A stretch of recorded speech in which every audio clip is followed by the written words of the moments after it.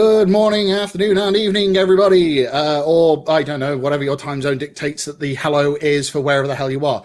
Welcome to the Tech Off Topic podcast. I am one of your hosts, Mike Elsmore. I'm developer advocate at Logs.io, and this is... Jim Second. Hello, I'm a developer advocate at Laravel partner Jump24. Also, one of the co-hosts of this shambles of a podcast. Is that the new tagline? This shambles of a podcast. Well, previously it's been a pipeline to doom. This is a shambles of a podcast. Next week it may be happy hell on earth. I'm not sure yet. Bromtech tinnitus. Oh, I preferred that. No, let's not mention those people. Expletive. Right, okay. Now, for the first time, we are going to be hosting a guest, and time to drag his sorry backside into this. Hello, John. Hello. How's everybody? I've just noticed your stream background is very Harris Heller. Just a little bit. I can flip the colours around if you want. It's all relative. If you flip the colours around, it's just going to look like Sam instead. That's true. Gradients, I think, are the solution to this problem, but not the ones you think. lctstore.com. Sorry, it's like a physical reflex that, like... It's like water bottle make response. It's like Pavlov's dogs. We have a cat on stream as well. Yes. Honestly, he saved it a long time last time, and now he's like, sorry to explain for anyone listening on Spotify or whatever, but my cat has once again decided, as going live, that this is the best time to come and get fussums. It's quite impressive timing, to be fair. He loves it. He's going to start. Come on, off you go, cat. Come on. Just can't get the staff. I am his staff. Are we talking about me or the cat? But, it's all relative. Okay, so hi, John. It's been a while since I've actually seen your lovely face in a real-time perspective. I'm trying to figure out just how much of that sentence was sarcasm. But yes, no, it has been a while. It's been 2 years. Yes, it has. Because it was the last Hackference. No, it was the Hackference before the last Hackference, because I missed the last Hackference. You did, because you got salty about missing it. Yeah, I did, because I was flying to Baltimore in order to give a talk on hacking drones the same day that it was happening. And so while everyone else was having a great, lovely time celebrating what the last Hackference, but no, really, definitely, we mean it this time, I was sitting in the middle of Heathrow being very annoyed at the fact that British Airways had decided to very unceremoniously reallocate all seats without telling anybody. That sounds just as interesting. To be honest, your face after that probably looks like the same as Mike's face when he was running the last Hackference. Yeah, I heard stories, and none of them were he good. Definitely. I think by the end of it, he just given up and said, "Please put alcohol in my hands." Well, that just seems like every Hackference, though. Like the one thing that I don't think anyone ever remembers about Hackference was the after parties. I remember them. Well, you might be the only one then, because I bet I didn't have any sleep between the after party and starting the hack. That would make sense. Can we stop dragging up my my illegitimate children? I mean, was it illegitimate, or did you kind of like? I mean, at the end of the day, you did kind of adopt it. True, like, but it was definitely bastardized. Yes, yeah. I mean, it's very much like a Terrell sort of situation, but what, I drink and I know things. I can't. To be fair, that if there's anything that's more equivalent to compare to Hackference in terms of something that everybody really loved and then disappeared and no one remembers anymore, it's got to be Game of Thrones. Oof. Well, it's just that you said. I thought I interpreted it as Tyrell, so it came out as both the sort of I drink and know things for Tyrion, and also Blade Runner for the win. Yes, which goes. Yeah. In fact, you've got a bit. Actually, John, you've got a bit of sort of Ridley Scott auteur. Is it Ridley Scott? Who is it that does red and blue? It's Scorsese. Yeah. His thing is red and blue. If you go to watch his films, and that's the theme throughout all of them. Yeah, I mean, I'm sure I would make a mean Reservoir Dogs, but you know. That's what? What, now you're throwing Tarantino into the mix. Yeah, I know. What's that got to do? I'm lost. What's As in, well, it's a similar strain of films, right? just generic violence? Yeah, you could probably throw see, I was about to say Vince Vaughn, but that is the wrong one. Definitely the wrong one. Ladies and gentlemen, this is the tech content that you have come to this podcast for. Yes, Oh, Matthew actually, Vaughn I've just realised we haven't actually introduced John. We've said hi, John, but nobody knows who the bloody hell he is. It's like, what is this is not random young voice at the end of their end with the grumpy men? To be fair, this is not an uncommon thing to happen to me. Like, people will introduce me and then things just kind of happen, words come out, and then I go home and try and figure out what the hell just happened. Okay, so this is Jonathan Kingsley. Who the hell are you? Explain yourself, young sir. So, well, okay, right. I'm clearly in some sort of Victorian boarding school. So I am. You're with two old grumpy men. Yes, it is. Yes. So I have a background in live stream protocol development, digital archiving, in terms of the technology side. Done a lot of stuff around that corner of things. Led a few development teams. Done bits here and there. And then outside of that, I do a lot of freelance security research, hardware, and manufacturing on the side. And I'm a qualified pyrotechnician and musical theatre performer. I randomly build hardware on the side as a hobby. It's like, people do that for a living, for God's sakes. That is a CV that most recruiters would find challenging. Yes, it's quite difficult to place me. Well, it's a good thing you're a VP of engineering or something these days. Not anymore. I have recently stepped back from that in order to provide more time for my tinkering. But yes. Hang on. You took a demotion so you could build more random crap. Yeah. I mean, are we questioning that? I mean, isn't that the dream? Surely. Yeah, exactly. But it's a case of he's half my age in doing this. At some point you kind of get like, especially with me, like I don't necessarily enjoy the people managerial side of like team stuff that much. You're trying to say you don't like people, really? Aren't No, you? no, absolutely not. I mean, there's no way that you get into an industry like this if you couldn't at least tolerate them. Okay, not convinced. Yes. Well, there's a whole topic that I could go on there, but yes, those who can do, those who can't tweet.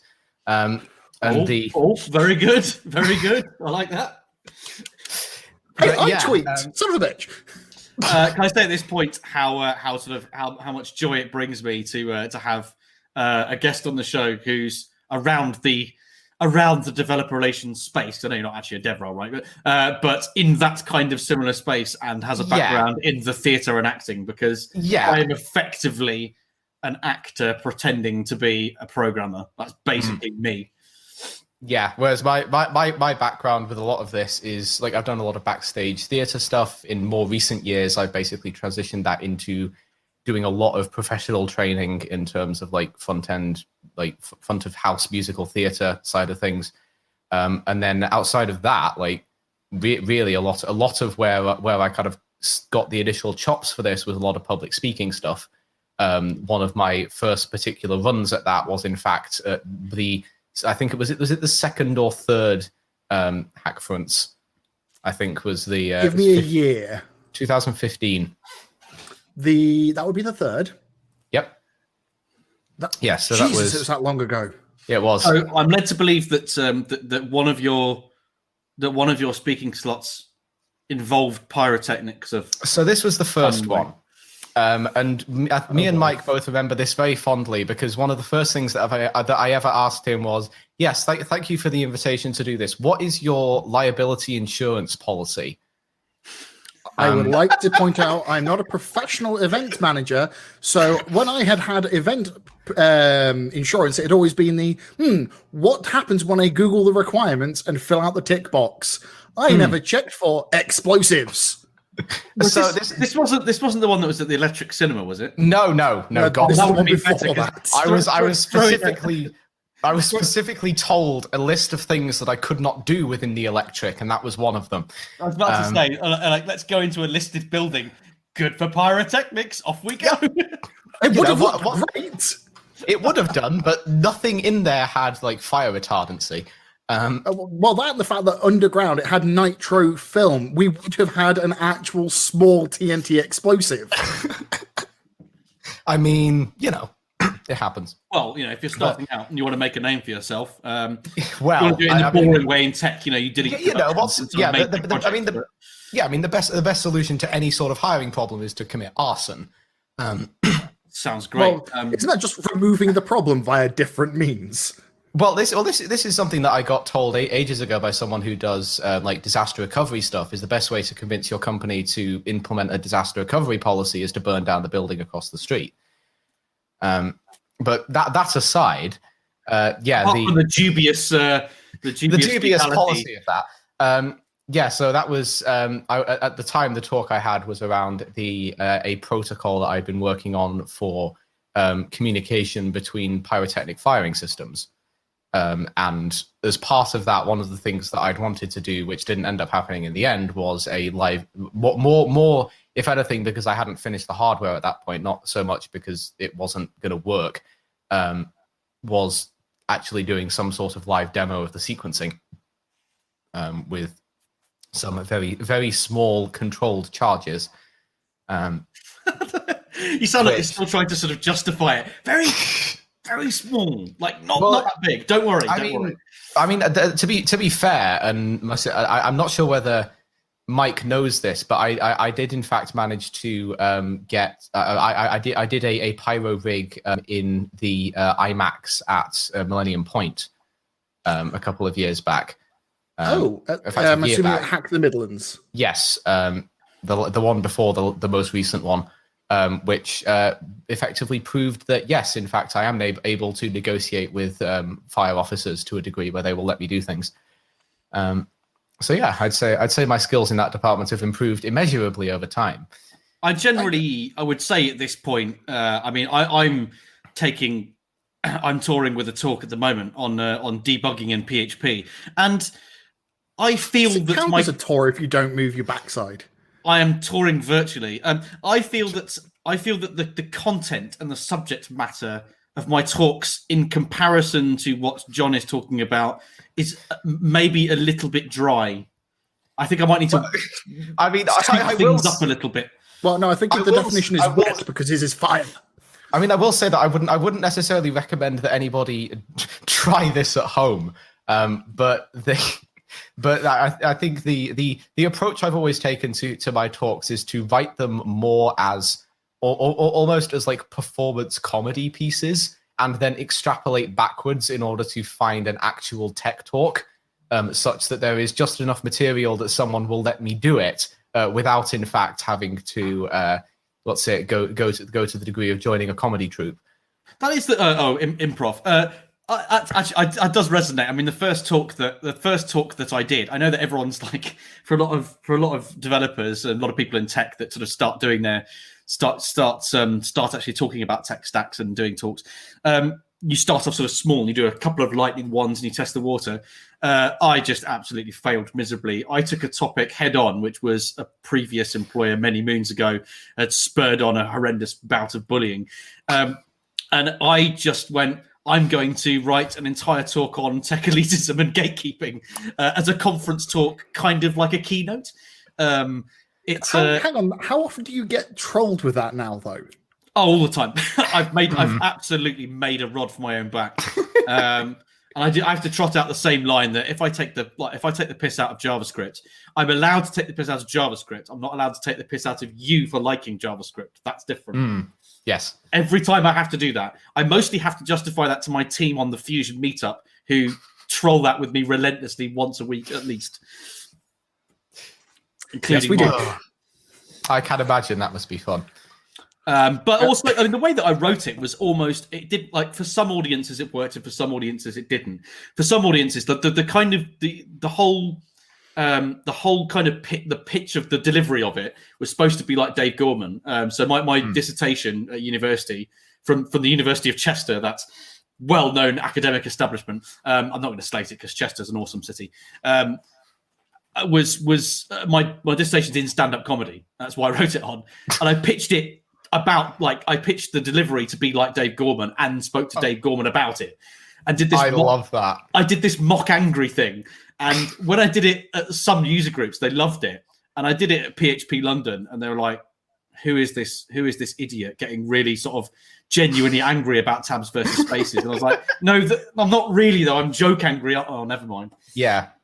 I think that's a lot of the difficulty, especially when you're trying to bring like elements of that sort of performance into like any sort of space, to be fair, but especially tech spaces where people aren't necessarily expecting it, is figuring out how to definitely, yeah, the tech crowd, and you have to sort of liven it up. I had to do my talk, the debugging one. I had to do it for a merged PHP group of Austin, Atlanta, and Boston last night, and I was terrified. I was like, "Okay, guys, so here's Jam." The organisers were great. They were really nice, but they were just like really gently spoken. The guy was like, "This is good," and there was an Alan Partridge joke in there that I had to remove at the last minute, and I just like, "This is going to fall flat." To be fair, they quite liked it. So thank you very much, PHP, for having me and putting up with me putting in like British jokes in there. That's actually a very funny point, because the talk that I specifically had to miss the last Hackfronts for on the plane over from having literally did that talk in the UK, immediately got on a flight that evening to then go to the States to do the same one, and on that flight was frantically rewriting a large swathe of it, which involved incredibly like culturally specific humor in order to then land stateside, which that sounds about right. Feels like a much more like, I don't know whether that's a problem that a lot of people have, but that's not the first time I've ever had to deal with that. I think the worst I've ever done was when I decided to hop 3 countries and do the talk in 4 days, and the problem is at that point there's 3 different talks. Oh no. Romania. No. Romania, Birmingham, and then San Francisco. Ugh. So your DevRel manager was probably not keeping an eye on your burnout then. Oh no, that was at the good old point where I was a team of Uno. Oh, right. So somebody is stupid. It's like, oh, my calendar's got a space. Did you ever think about travel time? I can travel. What is travel time? COVID has changed everything, and the talk for the debugging talk for Jump 24 I did to those user groups at 2:00 in the morning, and it was actually surprisingly okay. My cat did have a random question. We actually have a random off-topic question. Oh, like green or purple grapes? What the hell is a green grape? Well, it's not a purple grape. Is this an innuendo? Is this a statement? As in literally you get green grapes. Hang on a minute, Mike. You're questioning the green grapes. Surely not purple is what you should be questioning. Well, they're red grapes. Green grape? Yeah, green grapes are green. What do you think white wine is made out of? Well, they're both made of... Well, only if you're drinking Lambrini. Yes. This Blue Nun, it tastes awful. Who likes that? Grapes taste great when not in a fermented format. So what you're telling me is that you prefer to ferment them internally?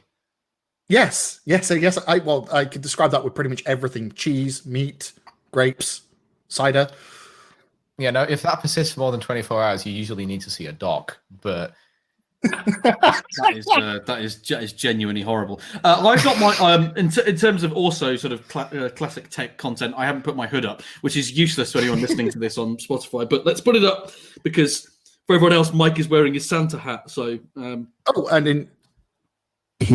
does that make you a red panda? It is a red panda. I don't know if you did know this, Jim, but I actually now have a red panda tattoo. I may be ever so slightly addicted to red pandas. When you say addicted, are they still alive? I'm just going to remove my hood because my tail is up now. I'm genuinely concerned now. Like, what is in your basement? Luckily, I don't have a basement within an apartment, I but said, don't check my freezer. So on today's agenda of tech. So step one, is this going to be used in evidence? Probably, but no, I don't have dead red pandas. I have just decided they are the cutest, best thing on the planet. So I decided to have a tattoo of a zombie killing red panda on the back of my leg. No, you were Fair doing enough. so well, and then you threw in the zombie part. Which, It's to be on fair, the could wall be... behind me. Oh, okay. Well, what, your leg?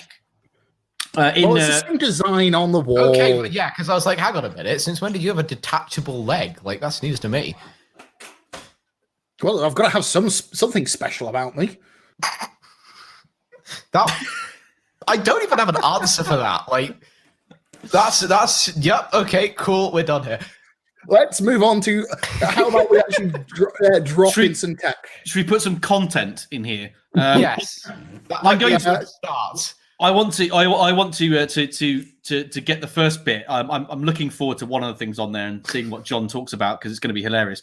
I'm just going to do I just want to do my bit for my employer first because they allow me to come on and do this podcast so that I can then promote the stuff that I do. So for anyone that's listening, if anyone wants some info about speaking, about doing virtual events, and virtual events is actually on the agenda of stuff to talk about anyway. We did an article which was a follow-up to the Xdebug talk that I was talking about. We did an article about how to host and how to do your home setup to actually speak online in our sort of COVID horrendous, never-ending pandemic, but apparently it's coming to a close now. So if you go on to the Jump 24 blog, I should really need to just paste this in. If you get it up and actually put it on the screen, we'll screen share it. And so yeah, go and check out. It's basically an honest account of here's how we set up, and this is what we did. And we got a guest writer. We got Kevin Lewis from You Got This Conf and Women of React, who works at Vonage, did Vonage's Developer Day, to do a bit on his because he's done 4 this year, I think, of online conferences. So yeah, he's kind of seriously ahead of the game when it comes to DevRel content online. I've just pasted it into the private chat. Can you just relay it? Because I never logged in. Oh, you plum. Right, there we go. And right on top of that, I should state, because I actually sense check this with them, it does include the fact that you don't have to have all this whiz-bangery to do everything online. Yeah. You can do it just with a laptop. We did write, as part of my writing for that, I did say specifically that it is in there. If you want to run a meetup, there's nothing stopping you from getting a free tier of Zoom and getting your laptop webcam. And some of the events that we've spoken out at Jump 24, some of them have just been Zoom calls, and some of them have been really an advanced platform that's popped up twice for PHP Leeds, and PHP London is the Big Orange Hearts platform, which is like a layer on top of StreamYard, I think, and it's got multiple kind of sources of when you want to hook up YouTube and stuff like that. But there's a big it's a big article that I wrote. Have a look, see what you think. It's on dev.to as well if you want to check it out there. It's probably the most you've ever read about, from Jim, considering half of it wasn't written by Jim. How do you mean half of it? Almost all of it's written by. That's a low blow. It's not a low blow when it's true. So that is for anyone wanting to actually come on and get real tech content before we get on to slating a load of companies. It does have this amazing bit from Joe. From Joe Nash. I tried to convince Joe to do like a paragraph, and he was like, "No, mate, no, I'm far too stacked." But he did let me. I said, "Okay, can I just drop this bit on your Twitter feed because it's really appropriate about please don't start a new Slack whenever you're going to have a conference." But Joe Nash's consulting of how to fire up your how to create new dev communities is kind of vital right now. So I'm not surprised that he's busy. But don't when you create a new conference, don't say we've got a new Slack. Yeah. Yes. No, it's funny because that's actually a niche that I've been doing a lot of work in as of late, and 90% of that is you looking at me funny. I've been promoting reskin Slack, or No. So I'm currently at the moment technically the MD of a virtual events production company now. And primarily doing a lot of stuff in the hackathon space at the moment. We've run, I think, 26, 27 over the last year. But a lot of this I've found extremely interesting, because these are all questions very, very much that have come up at a lot of the events that we've worked with. It's kind of Kevin's kind of speciality with Vonage of that's what he's been looking into the most, because and it is in the article that I wrote. It's fascinating how woefully unprepared as a tech industry as a whole that COVID happened. Everyone went, what do we do? And no one responded, and it took months until everyone and not surprising. It's not surprising you're saying this, John, but it's always the hacking space, isn't it, where something comes out. It's like the gaming community as well. All of the ability to stream seamlessly, loads of the lessons already came out of the gaming community. Even the actual community bit itself has suddenly propelled Discord as a really decent, viable alternative to Slack. Dare I say, a lot better. Oh, that's contentious. I mean, arguably, I would probably agree with Joe's take on this, which is basically literally, I will pay you money to use basically anything other than Slack. My problem is Slack and Discord are essentially the same amount of noisy non-community as well. It's just the difference there are both sides. The difference is that Slack has infinitely worse moderation tooling. Yes. Okay, I'll give you that. It doesn't have the ability to stop negative actors. Yeah, if you are dealing with a large community or an open community where you're actively basically just onboarding people verbatim, it is pretty much impossible to deal with bad actors in that context. Yeah, that was part of the thing that sort of like the discussion as we were doing the article. Part of the discussion I had with actually really with Joe and Kevin about moderation. And it's interesting you say that, because even this morning I just saw a tweet, and I can't remember who it was by, but a woman had spoken at some conference, and she got the Q&A afterwards, and what entailed afterwards was just sounded horrifying. It was like a load of notes of when someone's like, "Oh, I've got a load of feedback for you," and it's always it's always a 29-year-old white man. Yeah, I've got a load of notes for you. Oh, good. This should be good. And then ask for a phone number, and you're like, "Did that? No. Has this ever worked?" But as soon as she put it on, but apparently the moderation team of whatever conference it was, I really should have had the source. Just went goodbye. Yes, and good. It hits home how carefully and how much code of conduct now with online content are so important.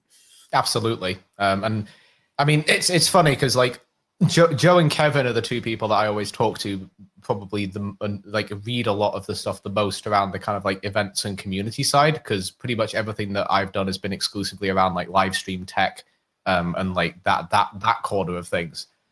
So it's always interesting to me to see the fact that a lot of this seems to be trending in the same direction, but at the same time, there's a lot of interesting nuances, I think, in terms of how certain communities have approached the benefits and downsides that going virtual gives you. There's I know quite a few communities that have almost scaled down as a result of it, just because they can't deal with the fact that you're effectively opening yourself up to the world, right? You can get an absolute onslaught of new people if you're not careful. Whereas I've seen a few others have actually been doing really well as a result of it, and have been able to kind of keep the pace flowing to a degree where it's still manageable, as opposed to getting overrun.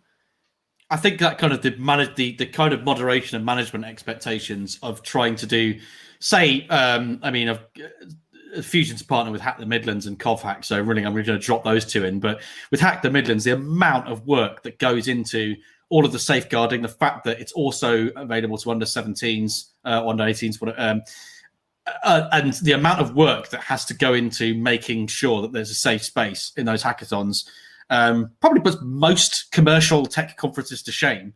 But then that having to suddenly go online is a real sort of Pandora's box. I mean, Hack the Midlands 5 was completely online. I didn't really sort of catch up on it, and I couldn't because I became a new dad, so my time became quite limited. But that the shock waves of that must be so difficult. Yeah, I was a I formerly was a Hack the Midlands organizer all the way up until 4, which was the last in-person one. The last in-person. I didn't speak. That means I didn't speak to you at that one because I was at that one.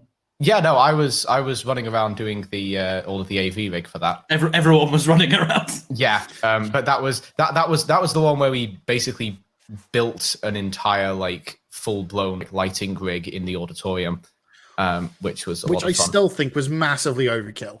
It was, but it's a hackathon. It was like, for the lulz, we're just going to go.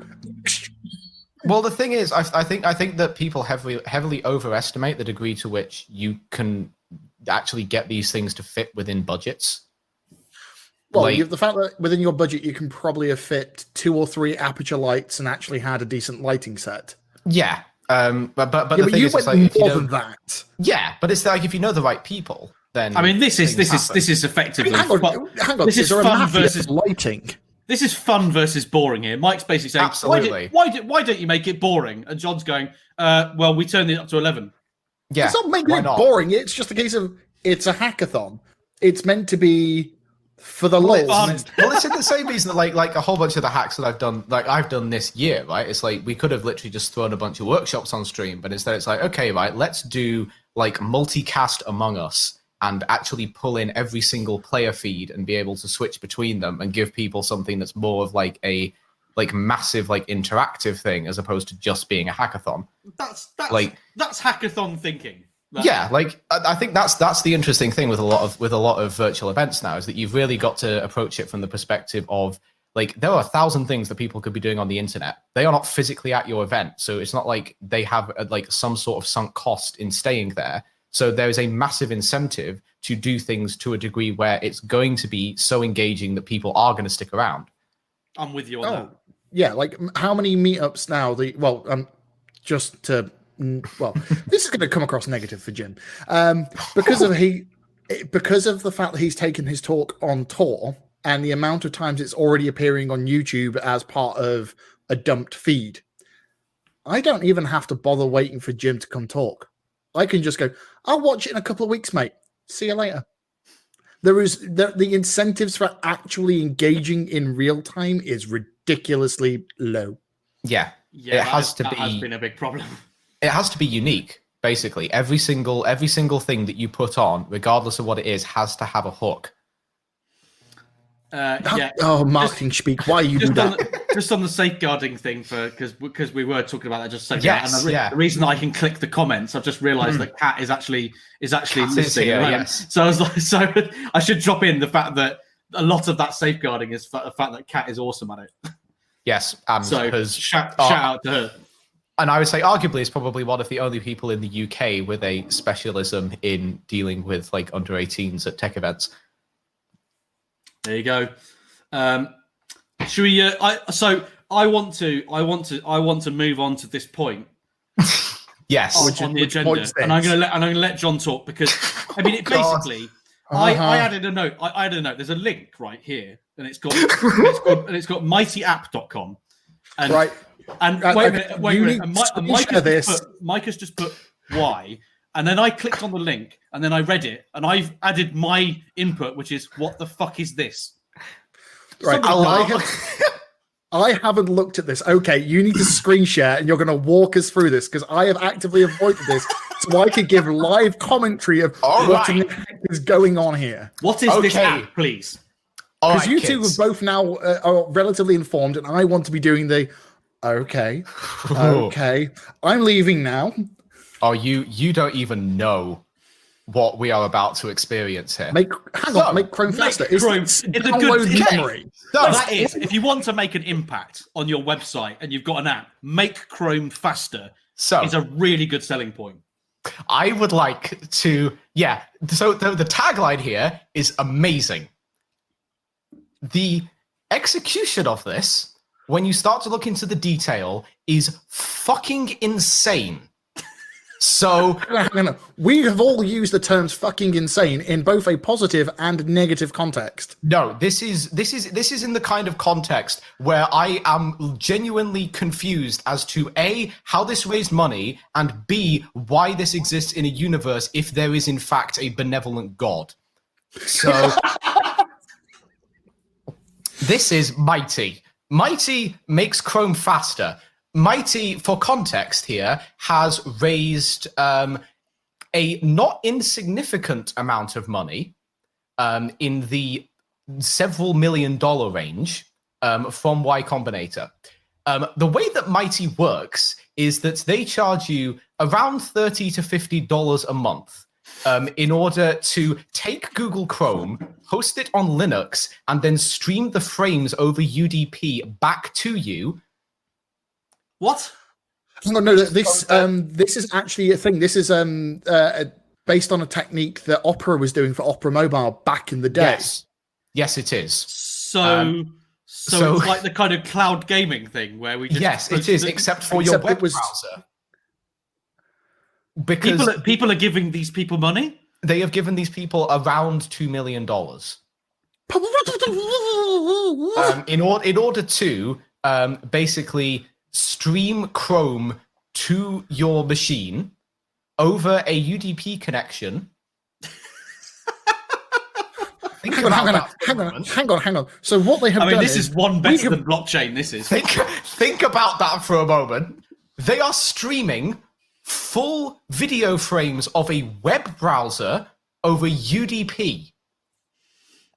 Some numbnuts gave them $2 million to make a dumbass version of Citrix. Yes. Not just that. Apparently, the way that they are implementing drag and drop file uploading is with a custom build of Fuse. Fuse is still alive. Fuse. Well, apparently these are the only people fucking using it because it's amazing, and I have no idea how they've raised money for this. I love the fact that Jez Higgins has just commented and just said the money from Y Combinator pretty much explains everything. Well, it's like does anybody in the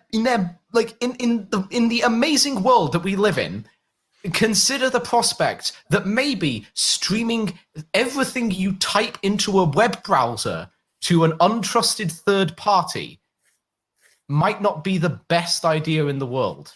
I wonder if they've actually checked where the servers are located to actually work out what regional laws this has been applied to. They're AWS and it's US, which means that Prism is all up in your porn. Oh, good. Okay, so Prism knows everything. If they suddenly decide to go to Frankfurt, it's going to get awkward. And maybe we can just go to China.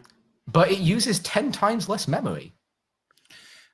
I think they have 10 times less memory. That's understandable given the circumstances. It's just they've just not explained why. Well, no. But this is the thing that I love, right? They are touting the fact that their thin layer UDP, basically a video player, uses less than 350 megabytes of RAM. Well, that, ladies and gentlemen, is that snake oil covered. That was as entertaining as I thought it would be, if not. I don't know why this exists. I don't want it to exist, and frankly, I believe that this is pretty much proof that we are living in a universe without benevolent, omnipotent entities. Hang on. Here's the thing I want to know about on that. John, have you actually had access to it? No, but I know people who do. Right. I want to know how they're doing multi-tab support. Oh, it's a separate video feed for each one. Hang on. So they haven't got a single stream wrapper which just streams the GUI of Chrome from the remote machine? Well, no, because the thing is, if you've got two windows, you've got to have two separate video feeds, right? Because otherwise, you can't be rendering the content. Well, no, because if it is literally just Chromium being executed on an external machine, then obviously they've got browser clicking, etc. They have tracking events. Yeah. So they can switch through tabs on the remote machine because that's how remote fucking access works. Yes, but that would then get rid of their lovely custom UDP protocol. I've which I will note apparently that so they put a job advertisement out, right?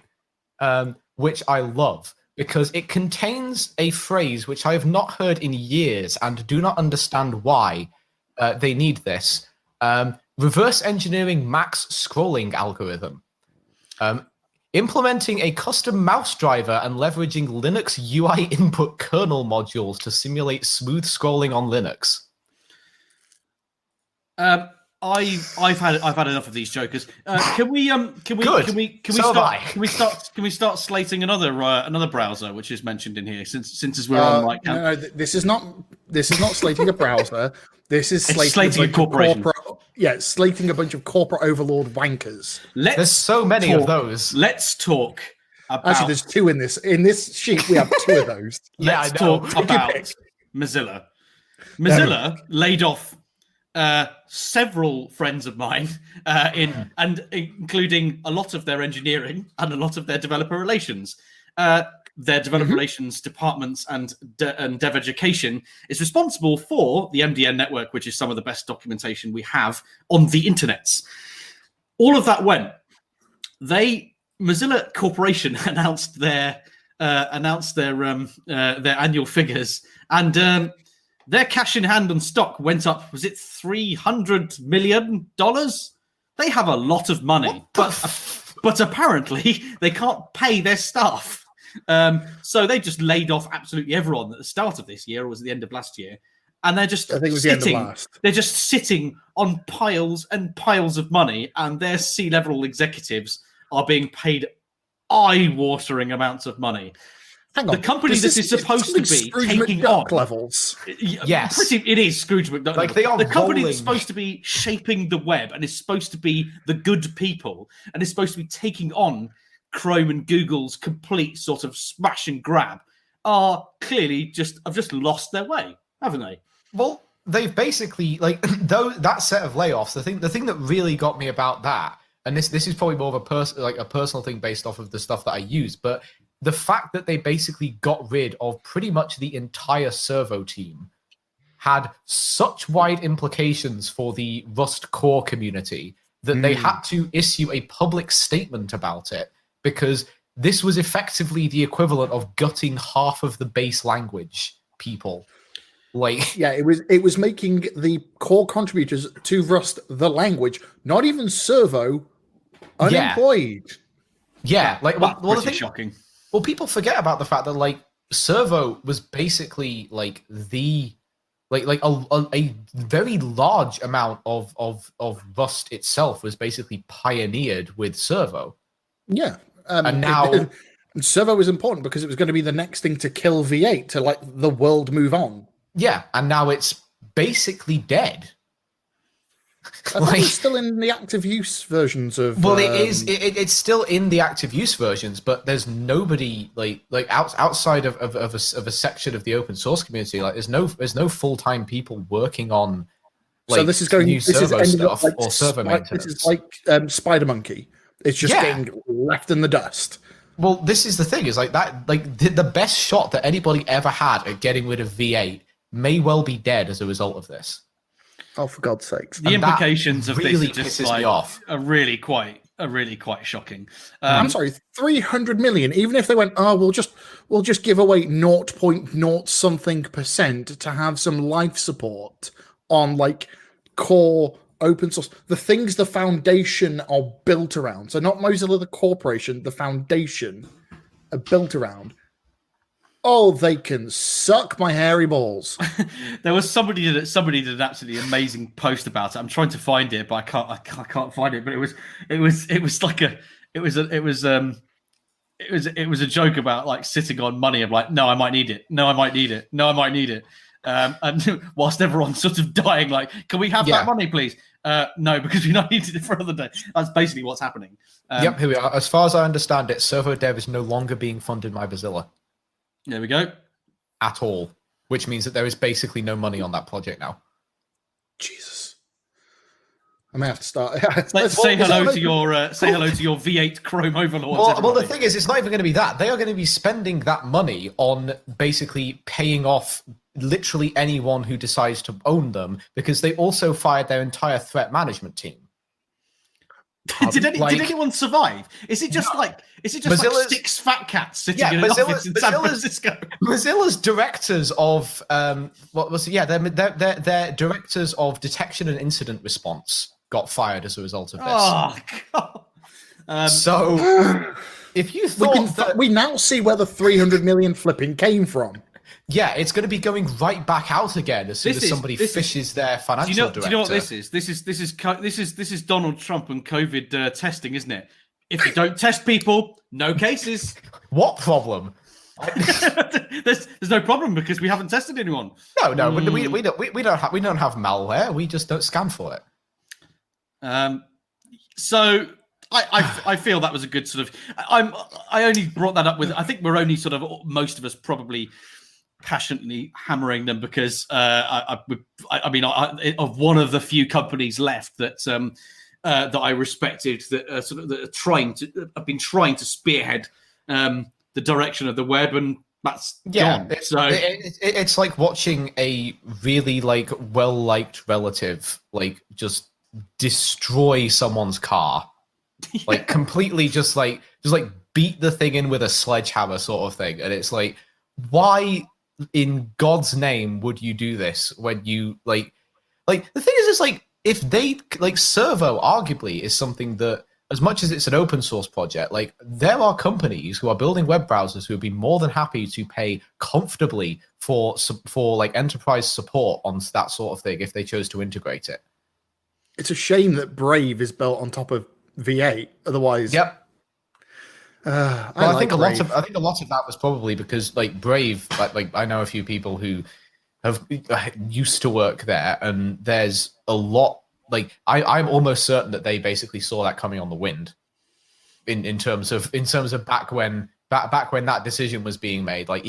Even then, there was not as much movement on the Servo side as there probably should have been, and I think a lot of that was because the unseen internal tension there, I imagine, must have been insane.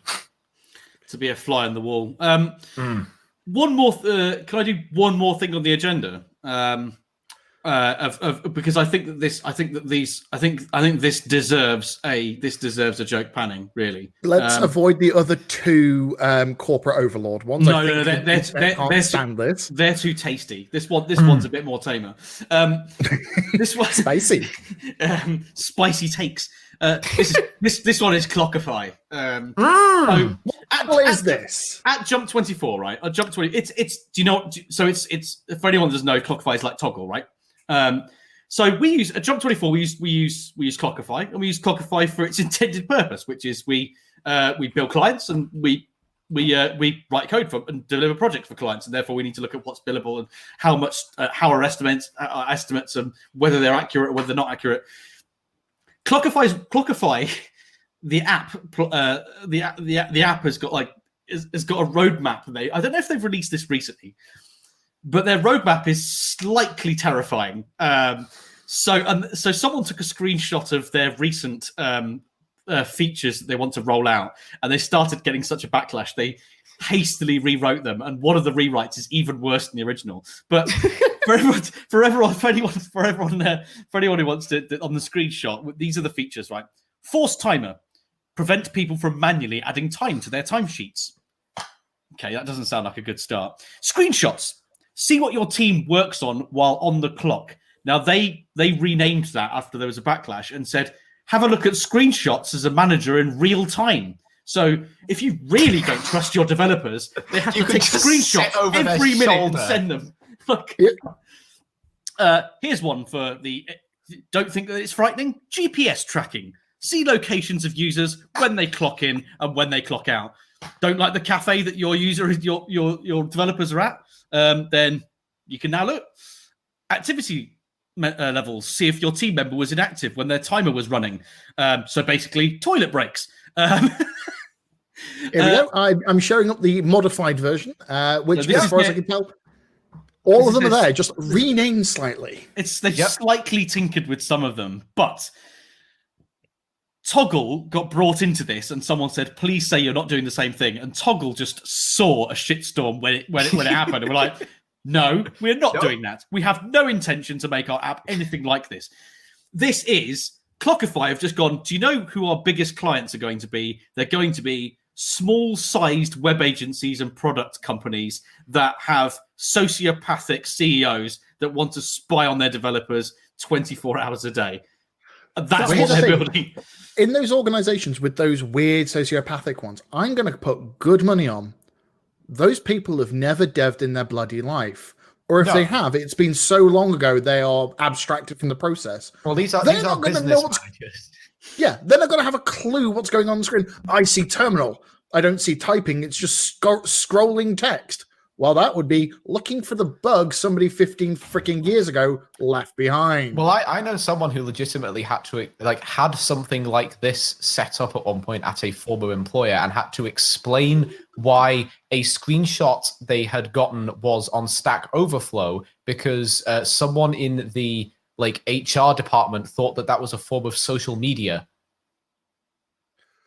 Oh, here's a nice little spicy take from the crowd.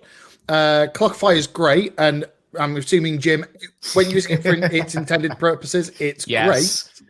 But you can use it as a test for who's going to be a jackass. I'm thinking now, this is the Will Wheaton test of don't be a jerk. Yeah. Do you use Clockify as intended? Well, the interesting thing as well is that Microsoft have actually did something very similar, where they introduced anyone using Office 365 will now have access to something called a productivity score. Which the way that this is calculated is worse, because what this does is it basically scores you based on how often you are using Word, Excel, how many emails you're sending on Outlook per day, and how many hours of your workday you're spending attending video meetings. Do you know what this is? This is the KPIs that recruiters have with how many emails did you send out. Yep, and they got blowback on this, and their solution to this problem was to remove the names from the list. So still have the calculations, still have the features. Yes. So the calculations are all there, but all of the figures are anonymized. Because that fixes the whole problem. Yeah, no, that was I don't understand who in a product engineering team thought that was going to be the solution to that problem. Considering my last job to use Microsoft stuff, because I was on an Ubuntu build, and to be brutally honest, most Microsoft products didn't work. You know how I got around that? I ran it in a VM. Which meant every time I wasn't using it, I paused the flipping VM. Otherwise, I had no memory to do my day job. I'm disappointed. I was really hoping that you'd spent a week at your former employer trying to set up Wine. Well, the thing is, what I don't understand here is the productivity would have been score. A better use of my time. Would have been. But productivity score in Word. How the hell do you measure a productivity score in Word? Is that just how long it's in the foreground? Well, at Jump 24, we measure productivity by how many lines of code in the pull request, because that's how we all do it, right? Does this mean the solution to that is to run, listeners? So the solution, run Word with one of these the Homer Simpson attempt at clicking the yes button? I mean, to be fair, I know for a fact that there is at least one FANG company that still uses lines of code as a key KPI. That's painful. They've obviously never looked at a microservice framework. Yep, they're also on our shit list for today, which I also found quite funny. How big's the shit list? It's getting bigger as far as I can tell. As in the two that we have on that particular list that are multinational conglomerate horrific places. We're not talking about those. This is like saying the B word. We're not saying the B word today either. Oh God, I'm bored of it. It's put that link in earlier and then went, I'm going to be so depressed if we talk about that. No. I genuinely don't want to talk about it anymore. Shall we talk about how Docker is now in pre-mainline release for Apple Silicon? Oh, so the first podcast we did when that was a shit show, it's now an actual thing. It's come full circle. Wow. But yeah. Okay, Yeah. I did not realize this because the only Docker news I've been keeping an eye on is the fact that I'm having to rebuild clusters. Yes. So yes, because of Kubernetes have taken out the engine, haven't they?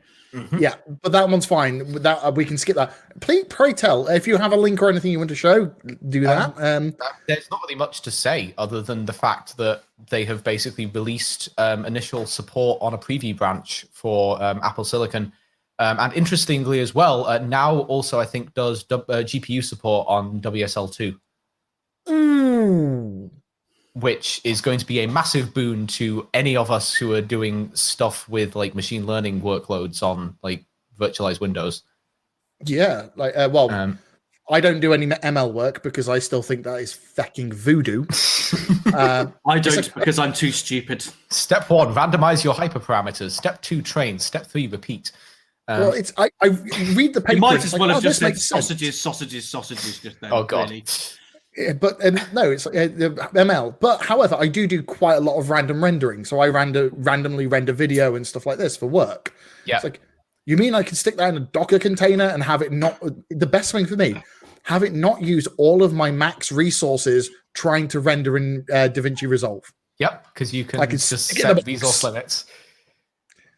Oh, thank God, because the worst thing on earth is that happening and then having to do a flipping Zoom call. So the real question here, though, is whether, like, because I had an experience like a week ago trying to get Resolve Render Server to run on virtualized Windows. So I am very excited to see if it will run under like Docker Linux. Now we're going to end up with a scenario where the Docker environment that runs the slowest is Linux on x86. Well, yeah, that would make me very sad. At the moment, well, was it Windows 10 running like virtualized through like however Apple Silicon does the x86 conversion? The Rosetta 2 process. Yes, yeah. Was apparently that is actually more performant than the Windows 10 ARM builds that they're running on existing hardware. That's the reason for that is the ARM build has not got a complete instruction set, so it bails out and just can't act. Yeah. So like the Rosetta is a complete instruction compiler, one-to-one base. Yeah. Honestly, this was benchmarking against actual like released like Windows 10 ARM machines.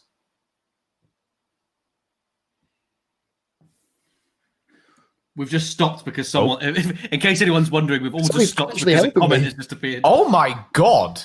That's actually... what? Yeah, that'll do it. Okay, I'm going to be looking into that because I did not know that I could pause this crap and move on in my life. Now, the difficulty with that, though, is that because Resolve loves to multi-thread everything, you are going to have to write something to find the 100-odd processes that are going to be doing all of your varying render parts and then combine back. It just means me have to relearn sedork again. Well, yes, but the difficulty is going to be then presumably unpausing them in the same order to avoid race conditions. And this is why I'm not the smart person in the room anymore. Sorry, did anyone actually explain this blog post? Because because I've just looked at it, and basically, when you kill a process in Unix, you could resume it. On Mac, I never knew this. Is it only on Macs? If you use stop, as this reads, it's only on Mac. It may not. You can pause the single parent process. Yeah, as it reads, you can basically kill -stop will pause the process and basically smack it into sleep mode. And I did not know that. Continue effectively pulls it back out of hibernation again. Yeah, pause the single parent process. Cool. I like this. I'm not complaining. This is going to make at least once a week where I don't have to go, oh God, can they hear my fans?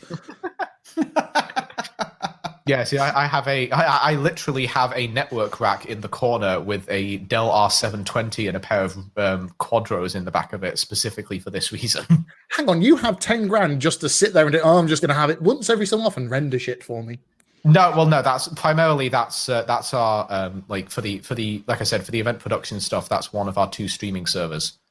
Oh, so you're actually using the Quadro for real-time applications? Yes. Because, I'm sorry, using the SLI Quadro for... Well, no, when it's not being used... Well, when we're not using it for streaming, it's a great video render server.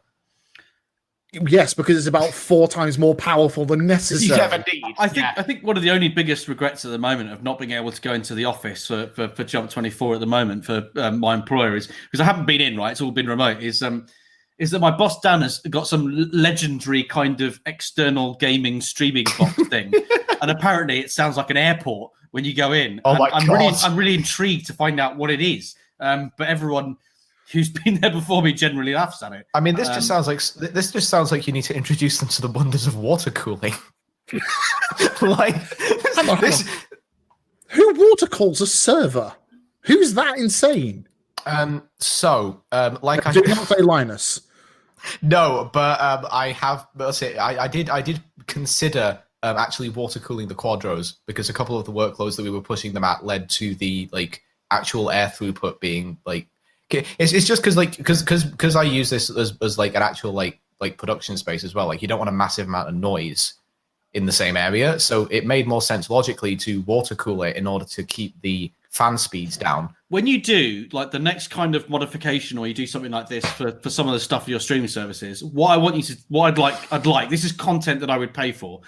I'd like you to have a guest, and the guest is that bloke who did the build your own PC thing on The Verge, and invite him into the offices and just watch what he does. I'd love that. That'd be great. You give me heart palpitations. I don't know if I could afford to have that much equipment broken in a single hour. I've got this part of a radiator, and I've got this glue gun. Well, yeah, but the thing is, if you describe radiator to someone like that, they're going to try and plumb it into their central heating. Just to be fair on this one, I can't even remember his name, the bloke that did it. But for anyone that doesn't know, that there was a Verge video of someone trying to build a PC to play League of Legends, and it was upsetting. Everything was wrong about it. But to be fair to him, the backlash from the legendary gaming community was generally awful. Worse. And he got sort of like ridiculous things like death threats to his family and stuff like that. And because we can't in tech do anything normally. Like I just still can't quite believe the fact that anybody would be so pissed off at an inability to install a CPU water cooling block that they would decide that warrants death. Have you met the internet? Yes, the internet stroked the gaming community. At the same time, if you really think about that, that is the weirdest mental juxtaposition you could possibly come up with. It's a bit like CD Projekt Red at the moment. Like, Cyberpunk has got bugs. I want to kill your family. I mean, my favorite. Writing large games is hard. My favorite one about that is not, in fact, the bug list, but the fact that game has the wrong type of. It has the wrong type of it's not fire hydrants. It has the wrong type of manholes on the roads, which are the ones. Someone pointed this out on Twitter. They're the ones rated for German pedestrian sidewalks, not for roads, which means that they don't have the correct weight rating, and therefore any vehicle that drives over them is most likely going to implode it into the floor.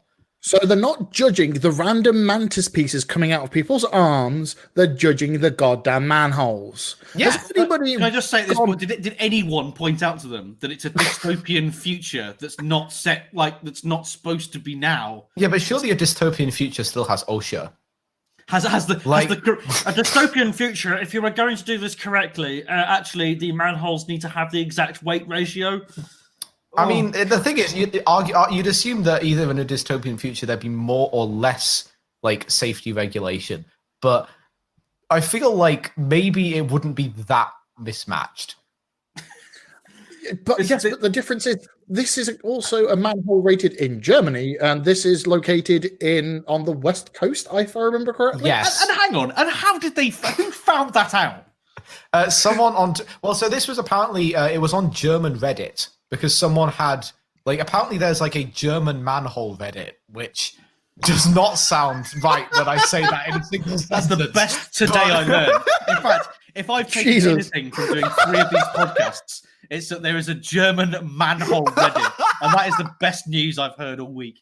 Hang on, does everybody in that Reddit speak with German adenoids? That is the question, because No, well, it was all in German, like it got translated, but apparently someone basically spotted this and went, wait a minute, like the indented rating in like the ring around the edge, this is not like rated for like roads, like this is only meant to be used on like local like passenger streets and stuff.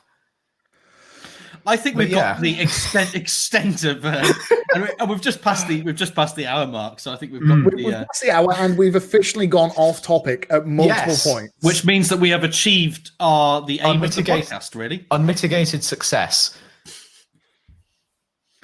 Normally at this point, the thing is to wrap up. Normally we've got to go and attend all these conferences and do this and do that, and here's what's happening in the tech world. But none of us have had any time. So, but you've been. Oh no, I had a quick check. There is that all the meetups have been announcing for January. There's none of them have announced their December stuff. No. I feel like that's probably expected because I've intentionally not booked anything for December because this is basically the first time in this entire year when I've not been like frantically working myself to death.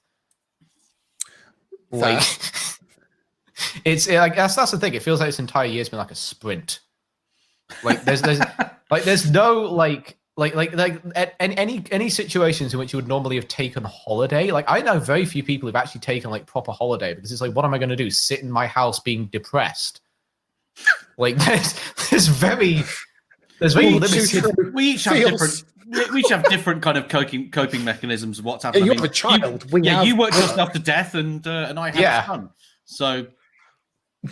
I mean, congratulations. Which thank you. If Jez and Danny are listening, they'll probably want to bring up the whole treating the upbringing of my child like a sprint again. But I had several people ask if I was going to if you were going to name the second one Jim the Second. That's cat. Thank you. I know a cat when I hear one. Or actually, it might be Liam as well. It could be either of them. Oh, Jesus! Right, okay. I'm going to force end this. Clarkson. The thing is, I'm so glad that I actually managed to force end this because, like, that was one of my goals going in was just to go so over the edge that we just had to finish quickly. Well, you've achieved it. You've achieved it. Well, normally we have an outro bunch of things with events and all that jazz. We have now just well and truly. I'm just reading the chat. Like, what the? Okay. So we don't have any meetups and stuff lined up for December, as far as I can tell. However, as far as I can tell, all the stuff we mentioned in the previous podcast, well, not all of it, but a lot of it is still available. Like you got this conf, which is January the 16th, I think. Kevin will probably shoot me if I get that wrong. But but the important thing is, though, if you need to work out when that was, go listen to the previous podcasts at the end. Content, not just a pretty face. Some people will just say, "I have a face for radio." Thank God this is a podcast. Anyway, so this has been the Tech Off Topic podcast. Thank you very much, John, for joining us. Thank you very much, John. Would you like to announce your social media and where people can go find you on the internet to heckle you, because we've obviously not had enough in chat? Yes, you can find me pretty much everywhere at JF Kingsley, and in the next few weeks and definitely into next year, I am going to be most likely starting a more frequent Twitch schedule in relation to hardware manufacturing. So if that's something that is up your alley, then do feel free to come along. As long as you don't mind me heckling in the middle, yes. I've spent a good period of my life in public speaking with you heckling me, so I feel like it's just a standard form now. Almost actively encouraged. However, just for the audience and anybody who's not aware, John has also screamed at me from the back of a room, "Dance, monkey, dance." At which point I did dance at the front of the stage whilst we waited for an AV guy to bring a new HDMI lead. I forgot about that. Yeah. God. This comes full circle, buddy boy. Anyway, so that was Jim. That wasn't Jim. That wasn't Jim at all. Once again, I've failed to put my Twitter handle in my title. But if anyone wants to, If anyone wants to heckle me, I am at SecondJ. Feedback is always good, even if you want to just abuse us, because we know that people are listening if you hate what we say. So any feedback is good. If you want to check out what I do, go on there or have a look at Jump24's blog. Have a look at that, or listen to my talk if you like PHP. And so, me being Mike, I am the one with the most random of the Twitter handles if you wish to be able to share any information. It is UK Mad LZ. Yes, I realise having my 14-year-old gamer tag 17 years later is a stupid thing. Don't worry, John. I've already laughed at him for it, so you can't do it a second time. However, it's not really laughing with him so much as at. Very much so. Come at me, bro. I don't know. But you really are showing your age. I mean, it was the use of buddy boy that kind of did it for me. Hey, I'm trying to move to Canada. I need to get used to using the word bud. Oh, for sure, bud. To be fair, bud. Yeah, bud. Oh, I'm gonna go for a rip, bud. And we should probably end on Canadian impressions. Oh God. Yeah, so thank you everybody for listening. This has been the Tech Off Topic podcast. Good night. Good night, all.